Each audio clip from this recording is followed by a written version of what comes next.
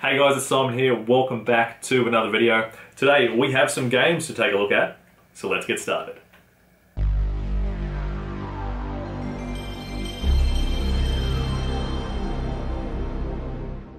Okay, so first up we have the father of first-person shooters.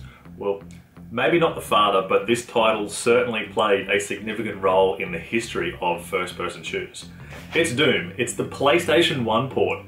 Now, I've owned the PS1 version of Doom pretty much since day dot. However, mine was the Platinum version. It wasn't the Black Label version. For some reason, I've just had a real tricky time tracking down a Black Label version of Doom. I don't know why that is, because it's a common game. It's not expensive. I've just never come across it for some reason. But anyway, Doom for the PS1. I have a lot of nostalgic memories with this game. I can remember all the way back in 1998 when I first picked up my original copy.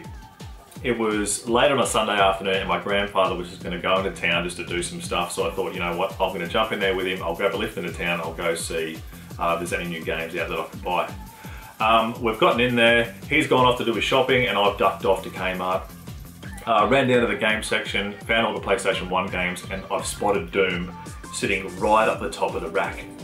And I was pretty shocked because I didn't know, well at that time I didn't know Doom had a PlayStation 1 version. I've only ever played it on my PC. I actually played it quite a bit. It was the family's PC, but it was just the shareware version. So thinking to myself, I could have the full version of Doom and I can play it in my room. I don't have to sit on the family's PC and play it, because Dad didn't like me playing Doom because he thought it was pretty violent. So I've grabbed it, all excited, sprinted up to the front of the store, I've paid for it, and the second I put my foot outside of the store, they're pretty much closed behind me. That's how late in the day it was. I've then taken it home. As I was running down the hallway, I'm kind of holding it close to my chest because I didn't want Dad to see that I had the game, and I stayed up all night, Sunday night, up until about 5 PM Monday morning playing the game. And I had to go to school that day, so I was completely exhausted. But so many good memories playing it, and I've sunk countless hours into this, and I still play it to this day. So Black Label version of Doom that I can put up there next to the Platinum version, beautiful. Next up we have another PlayStation 1 game. This is Apocalypse. Now Apocalypse was made by Neversoft. In fact, after they made this game, Neversoft went on to make the Tony Hawk series, so that was pretty cool. It stars Bruce Willis, because you know, if anyone's going to sell your game, it's going to be Bruce Willis. It was a 3D action shooter and was released in the PAL regions October 31st, 1998, so Halloween. The first time I ever saw Apocalypse was actually in Power Station magazine, so it was in like a big 4-page kind of spread right in the middle of the magazine.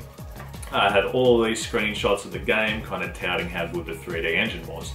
And one of the things that really kind of suckered me into wanting this game was how good the character models looked, because they had a kind of a big picture of Bruce Willis and what he looked like in game, and it actually looked pretty good, albeit a little bit square around the edges, but for that time I thought it was pretty good, because most character models you saw back in the PS1 days, as we all know, they're a little bit muddled up, really kind of polygon and blocky, but I think Neversoft did a pretty good job with how they modelled Bruce Willis's character into the game. But however, I didn't ever end up playing it or picking it up. For some reason I just skipped over it, I don't know why. But also in that Power Station magazine they had a sticker kit. You guys remember the sticker kits that you could get for your PlayStation 1 and your Nintendo 64 back in the 1990s? Those were the days.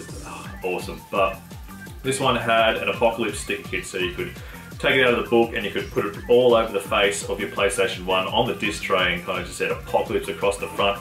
It was pretty much exactly what the front cover art for the game looked like, so pretty cool. But as mentioned, I didn't play the game, I just skipped over it for some reason, but I guess now I've got my chance to finally check it out, so this one's going to be a bit of a blind playthrough. Now we have a copy of Loaded for the PS1. Now this was developed by Gremlin Interactive and released in February 1996, so it's a little bit of an early title for the PlayStation 1.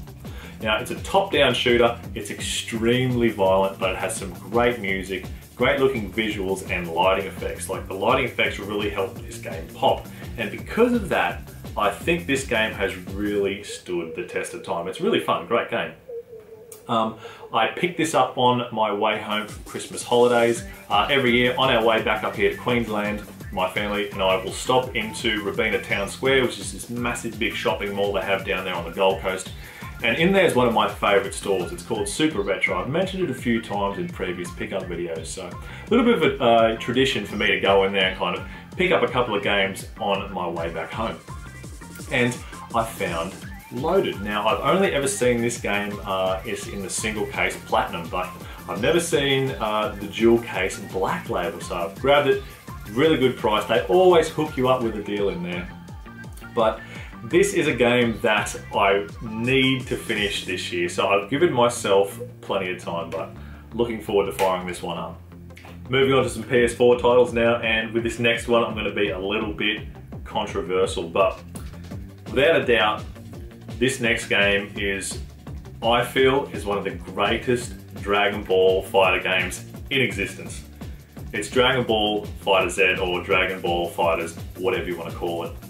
Now, this game to me feels like such a throwback to the original Budokai games on the PS2. In fact, my very first PlayStation 2 game was Dragon Ball Z Budokai 2, so a lot of memories there, a little bit of nostalgia, but this game is brilliant. If you're a Dragon Ball fan, you need to check it out. It takes everything that was great about the Budokai games and brings them to current gen systems. So you've got the full lineup of Dragon Ball Z characters, you've got all of their special moves, you've got destructible environments, massive power blasts, just fast-paced action.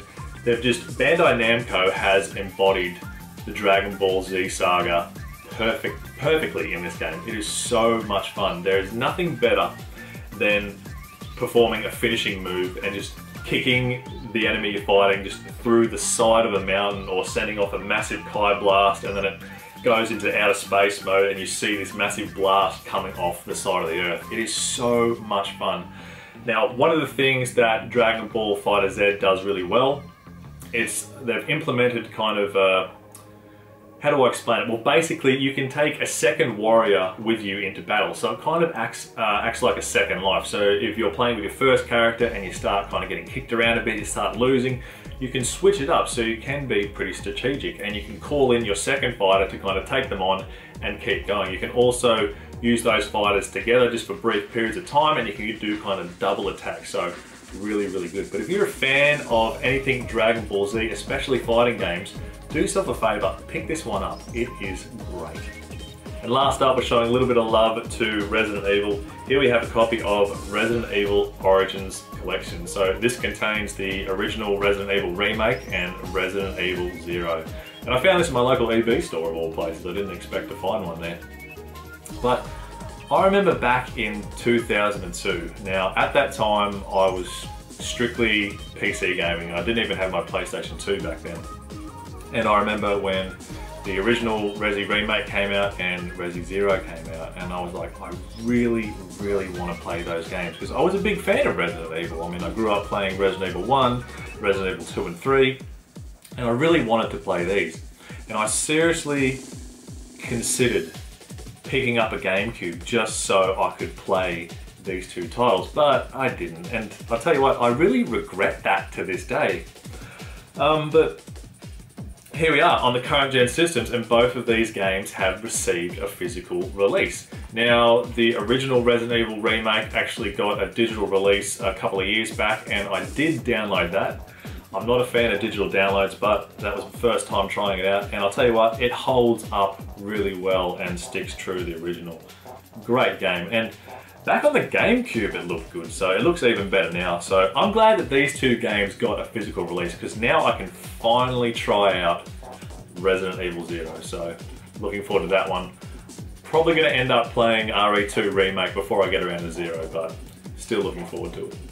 Well, that is it for today's video. As we always do, let me know in the comment section below, what have you guys picked up recently and what have you been playing? Myself, I'm still playing Dragon Ball FighterZ. As mentioned, I love this game, but unfortunately I might be putting this one on the back burner for now, because Resident Evil 2 has just released. I mean, I love Fighter Z, but I think I'm gonna love Resident Evil 2 Remake just a little bit more. I mean, how good has this generation been so far?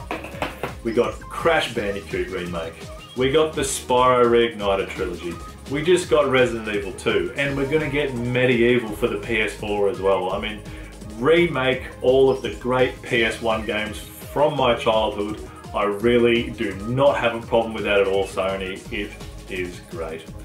But anyway guys, thank you all very much for watching. Remember, keep that positivity flowing, and I'll see you next time with more PlayStation content.